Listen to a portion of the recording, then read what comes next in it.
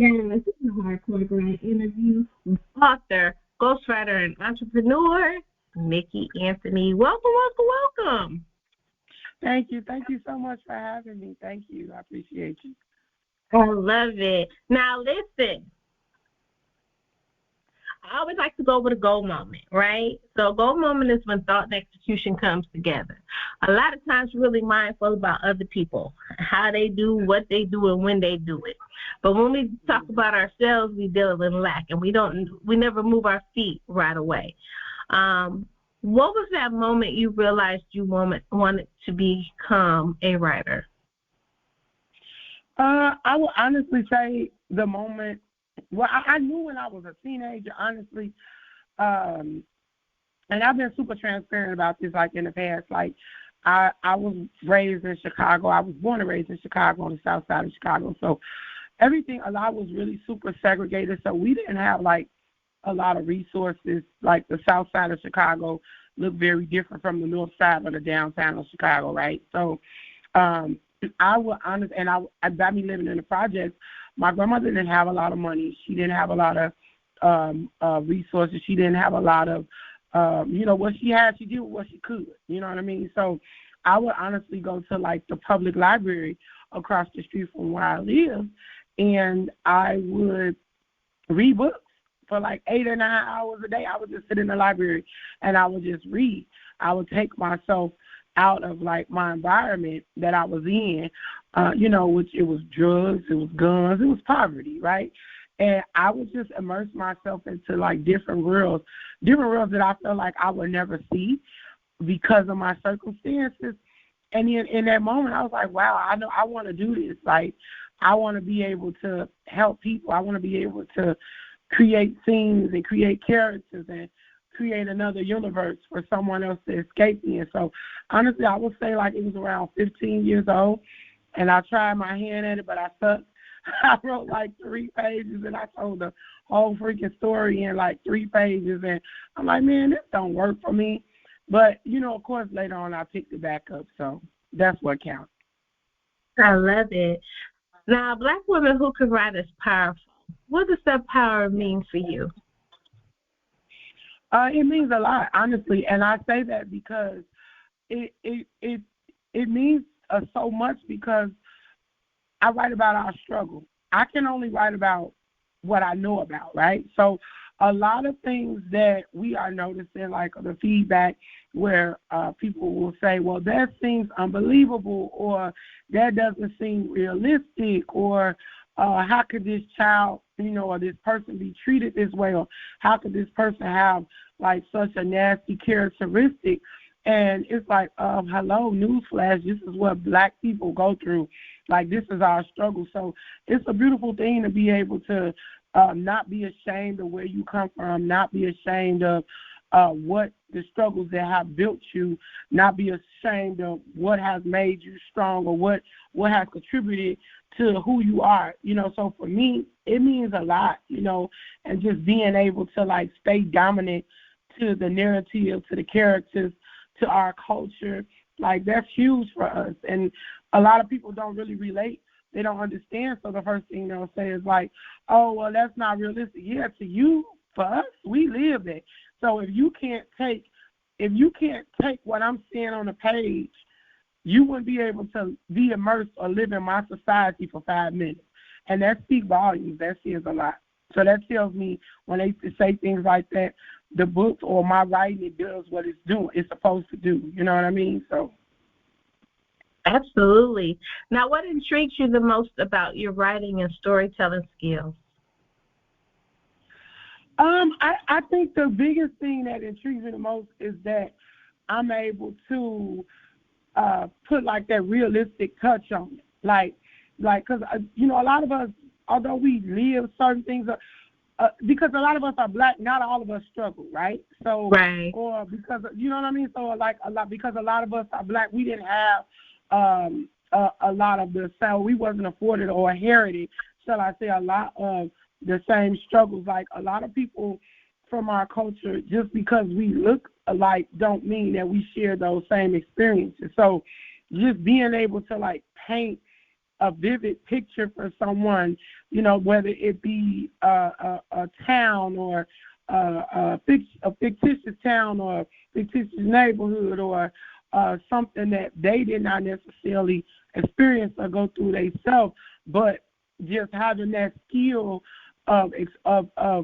explaining it and describing it, and just having that descriptive skill, that for me, like, I think that's what makes me unique.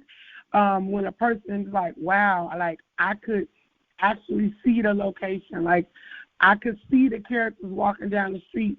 I could smell the foods or the aroma that was coming out of the house that she spoke of, like, and that all comes with skill, just being able to describe what other people don't necessarily relate to. Absolutely. Now, how does your creativity flow, though? Like, what keeps you going? You know what? That's a good question.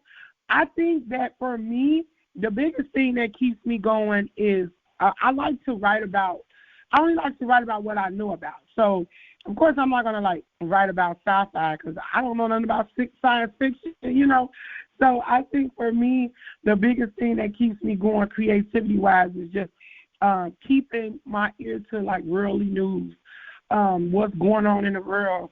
Those type of things, they continue to fuel my creativity. Just writing about a lot of things that we encounter as a culture.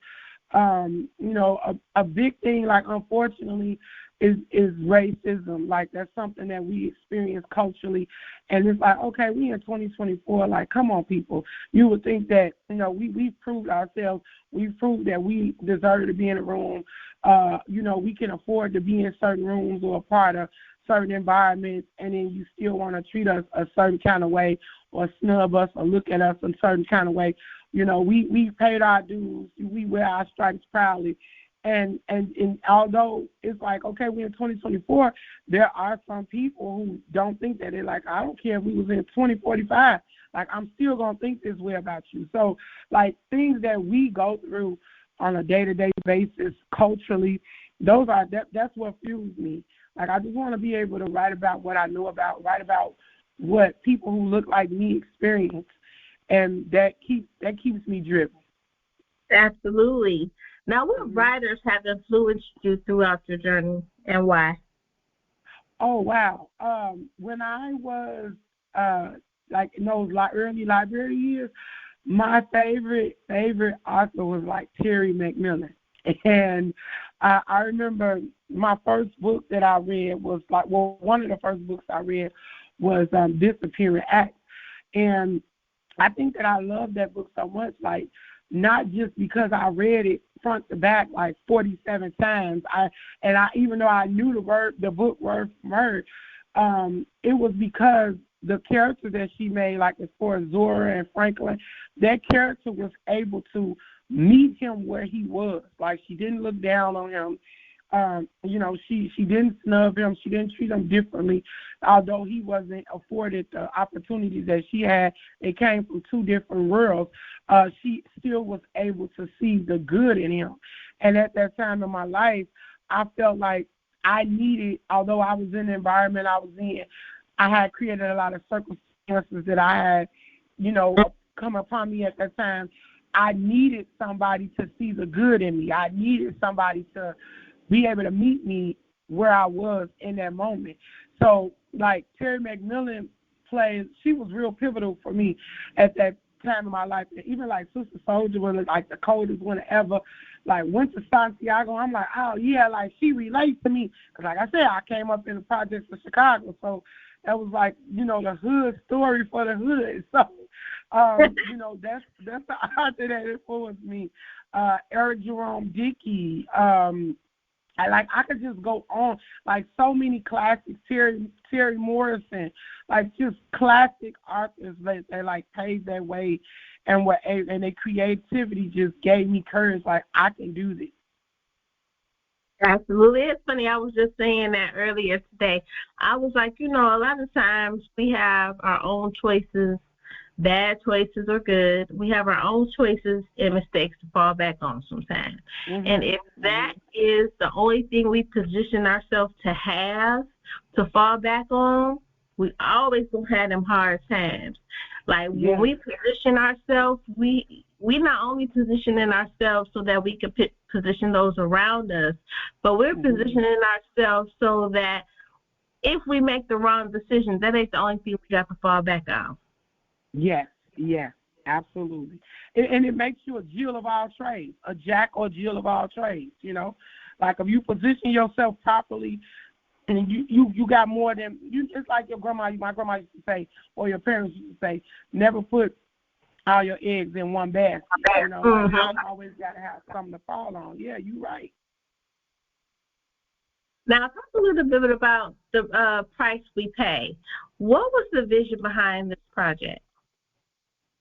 Well, the price we pay is told from the perspective of a 15-year-old black teenager who experiences like a rash of like deliberate attacks against herself, her family, the people that she loved the most. So in turn from all the things that she experiences, she kind of loses like a loss of faith in humanity.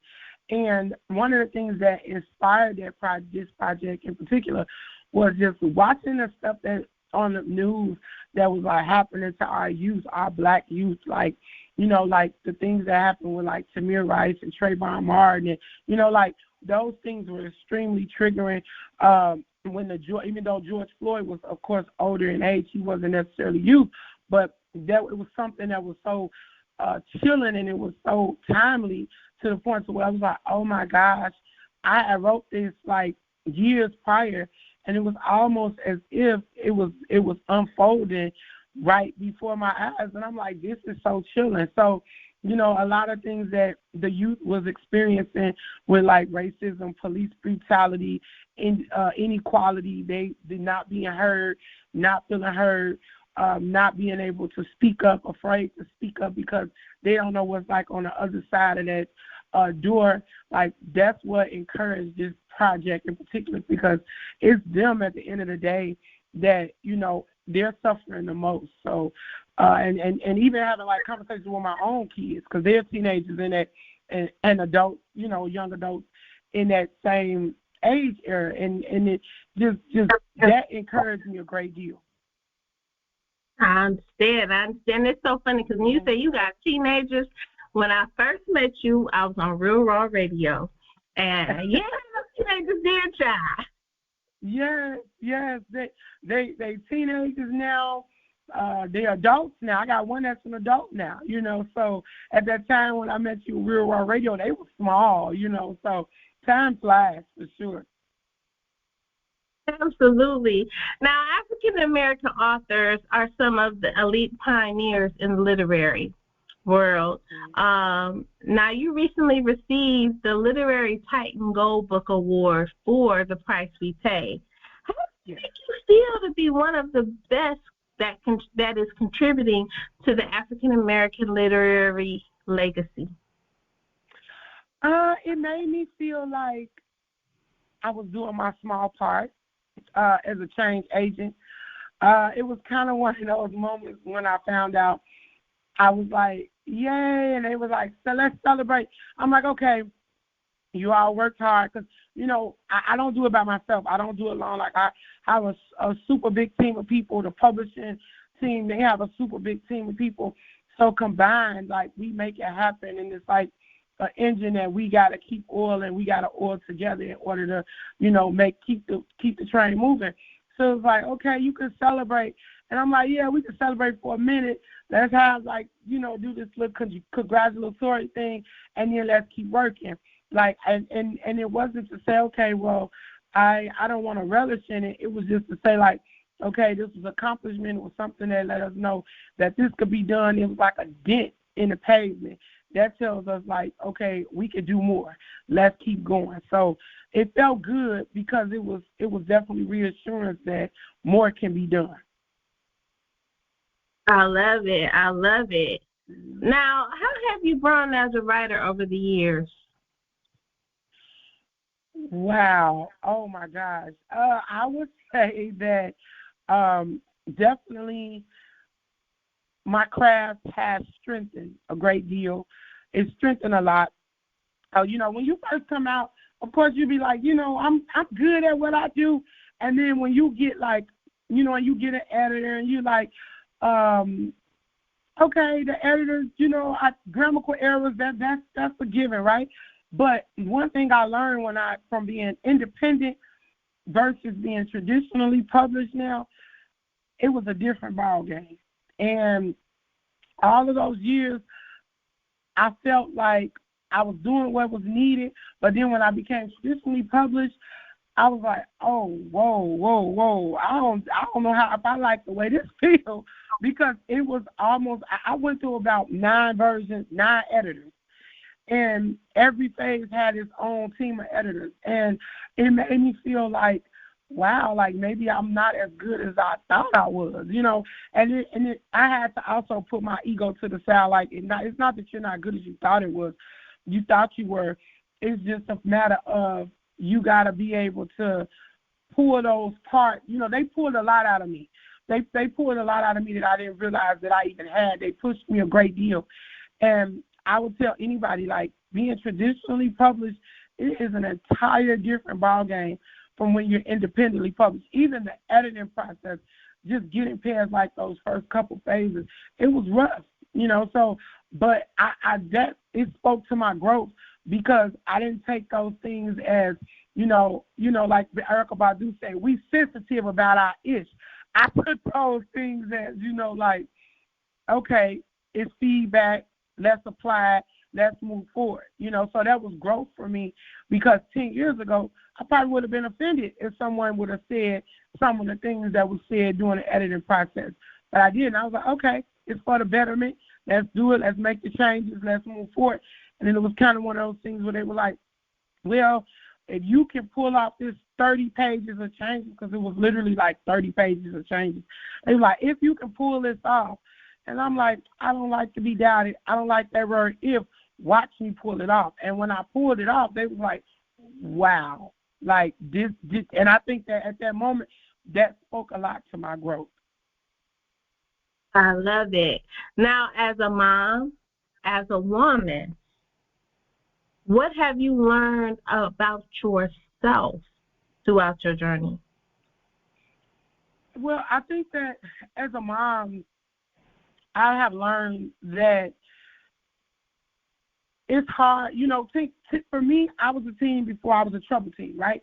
And I had a lot of trouble with experience, but throughout my own journey and wanting to even help, like, the youth, particularly like young adult females, I have learned, like, teenagers or youth, young adults, shall I say, they experience a lot of crashing lows and soaring highs. But it's important for us to listen. It's important for us to be a sounding board. It's important for us to be a listening ear, to be understanding, to be compassionate, to not judge, to meet them where they are. So I learned that I needed to be the woman for my girls, and particularly in other young girls that may not have that sounding board. I need to be the woman for them that I needed as a girl. And I've learned that throughout my journey. So that's something that I've set my heart out on. It's not just about, writing books. Like, I love being a storyteller, but I also, my biggest mission is, like, being a change agent, like, setting the mark, helping somebody, make a difference in their life, and not necessarily preaching to them, because they don't want to be preached to, but they do want to be listened to. They do want to feel like they have a safe space, and they have somebody that's a safe haven. So, like, just being a mom myself and kind of going through some of my own experiences as when I was a teen, I never want my kids, my girls especially, to experience some of the things that I experienced physically, emotionally, mentally. Like, I don't want that for them. So it's important for me to do what's necessary, take the steps that's needed to just be the woman for them I needed as a girl myself. Absolutely, absolutely. Now, if you could change anything about the literary industry, what would it be and why? I think the biggest thing, oh Lord, I think the biggest thing that I would change is that for there to be a little more togetherness, especially like with independent artists. I think that there is so much division with a lot of like independent artists, and I don't know if it's it feels like it's like crab in a barrel mentality in a lot of ways, but you get so much more further when you work together. You know, when you figure out things together versus bashing each other or, you know, having negative things to say about each other. Like, you know, it's some people that I've come across through my journey that may not have had the same views or opinions as me, but I never say anything bad about them because at the end of the day, like, we need to support each other. We don't need to be going against each other. So that's something that I will definitely change, especially like in that independent world, just to have a little more togetherness, and then not be so much bashing and hatred. You know, like we get so much further when we work together. And I've learned that like being traditionally published, like the team is amazing. We get so much done when we just put our heads together. We're not in a competition, we're not competing. And I think that with, you know, independent publishing, everybody feels like it's a competition, it's a race. It's not a race.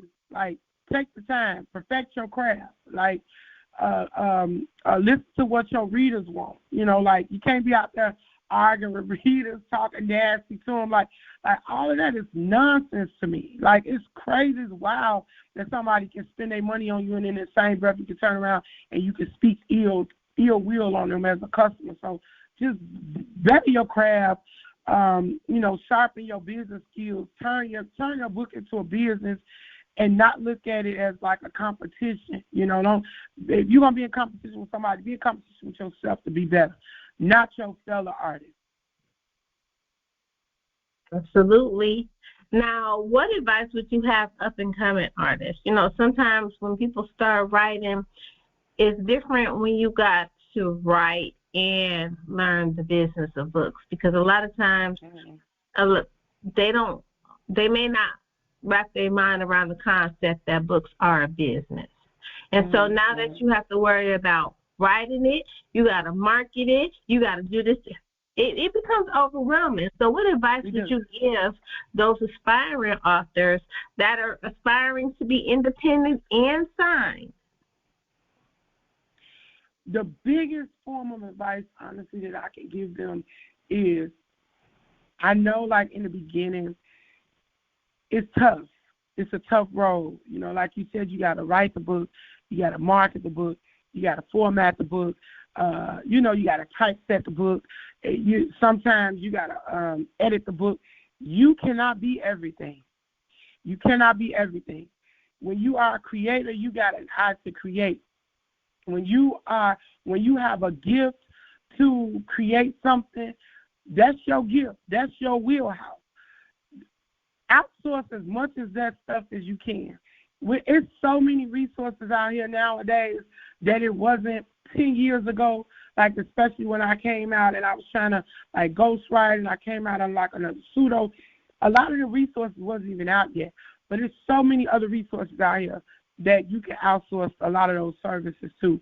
Now in the beginning, you might not be able to afford a $2,000 editor, but you also got to remember, you get what you pay for. You know, and once you put stuff out there, you cannot take it back. So if you can't afford a quality editor, save up until you get a quality editor. You know what I mean? Like, don't be going out here paying somebody $50 or your cousin Pookie to edit that book for $50 and then it's riddled with errors, you know, because it's not even about just the reader experience. It's about the what you put out there. That's what people perceive you as. You cannot take those things back. So I would say you cannot be everything. You what's in your wheelhouse is in your wheelhouse.